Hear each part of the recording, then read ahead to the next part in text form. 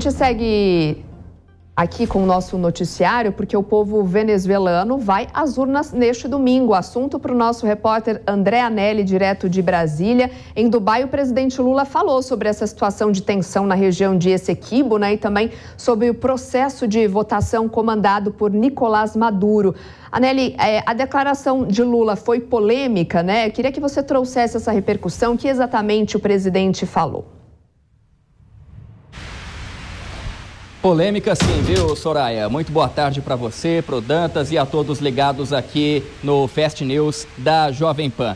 O presidente Lula fez novas manifestações, então, sobre o eventual conflito entre Venezuela e a Guiana antes de embarcar rumo a Berlim, que é o último destino dessa atual série de viagens internacionais. Primeiro, o presidente disse avaliar que o atrito entre os países não deverá escalar para um conflito militar e criticou a possibilidade de guerra.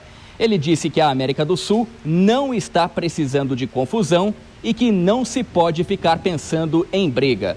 Lula afirmou ainda esperar que o bom senso prevaleça de ambos os lados. Logo depois, então, o presidente foi questionado a respeito do referendo que a Venezuela realiza neste domingo para saber se a população local apoia uma invasão militar no país vizinho. Foi nesse momento que Lula deu a declaração polêmica de que a consulta popular vai dar o resultado que o ditador Nicolás Maduro quiser. Acho que é hoje o referendo. Provavelmente que o referendo vai dar o que o Maduro quer, porque é um chamamento ao povo para aumentar aquilo que ele entende que seja o território dele. Ele não acata um acordo que o Brasil já acatou.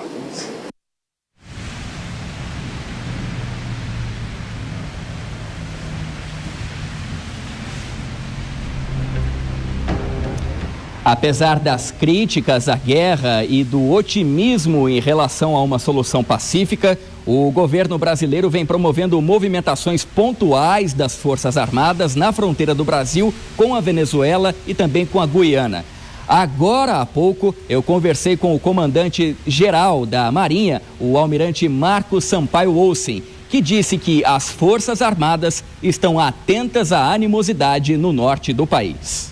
Não há efetivamente nenhuma movimentação de forças no sentido de um engajamento maior da Marinha, mas a Marinha acompanha atentamente, não só, né, em relação à fronteira norte, mas em tudo aquilo que pode vir a afetar os interesses da sociedade do Estado brasileiro.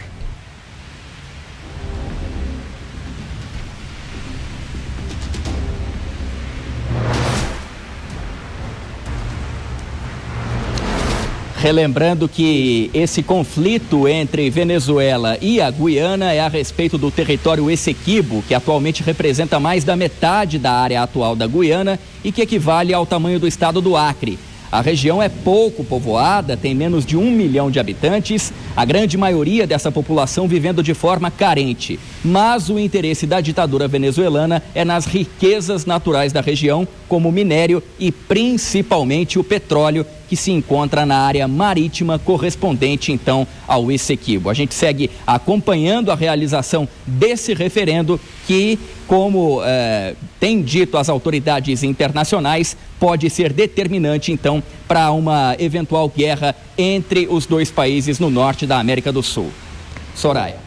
Obrigada, André Anelli, pelas suas informações. Vou repercutir esse assunto também aqui com Cláudio Dantas. Dantas, claro, Lula diz que espera ali o bom senso nessa relação, nessa tensão que envolve a Venezuela e a Guiana. É quase aquela pressão diplomática para que Maduro obedeça ao que foi dito pela própria Corte de Haia. Mas o que preocupa o país, o próprio presidente? O que o Brasil ali tem que se preocupar com essa possibilidade de invasão, por exemplo?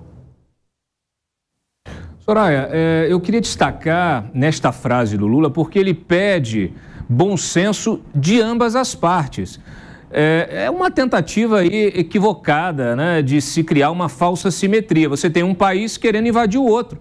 Aliás, é o mesmo raciocínio, a mesma narrativa que o Lula usou no conflito de Israel, na contraofensiva. Israel foi alvo de um ataque bárbaro, um ataque terrorista bárbaro, e também a mesma narrativa utilizada na invasão da Ucrânia pela Rússia. É um país soberano, foi invadido por outro país e sempre o presidente tentando fazer algum tipo de equivalência entre os dois lados, que a guerra, como se a guerra não aconteceria se os dois lados não quisessem.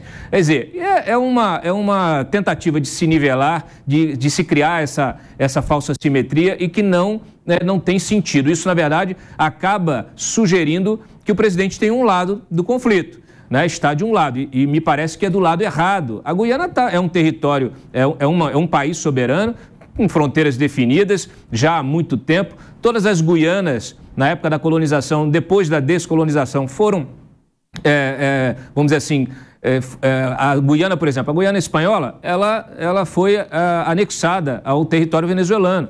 A Guiana portuguesa também foi anexada ao território brasileiro, ao Amapá. Então todas essas regiões, as demais, permaneceram independentes, autônomas e se transformaram em países. O Nicolás Maduro tentar reviver uma crise territorial, uma crise fronteiriça que não existe, é uma tentativa de desviar o foco da atenção, de mobilizar a sua população, os eleitores, né? Mobilizar para apoiar um governo, uma ditadura que já começa a mostrar sinais de enfraquecimento, né? Isso a gente viu acontecer com as Malvinas, né? Com a Argentina, do Galtieri ali, o último ditador, basicamente ali da ditadura argentina, o último ditador que estava também com uma impopularidade crescente, uma crise econômica profunda e resolveu usar as Malvinas como um recurso, né? De se encontrar ali, de se criar uma unidade interna no país contra um inimigo externo. Acabou precipitando a sua queda, porque perdeu naturalmente, e isso deve acontecer também com o Nicolás Maduro, caso ele insista nessa aventura, não tem o menor sentido. Então, esperamos que o Brasil tenha uma posição clara, não exigindo ponderação de ambas as partes, mas exigindo da Venezuela, exigindo de Nicolás Maduro que recue, e recue imediatamente.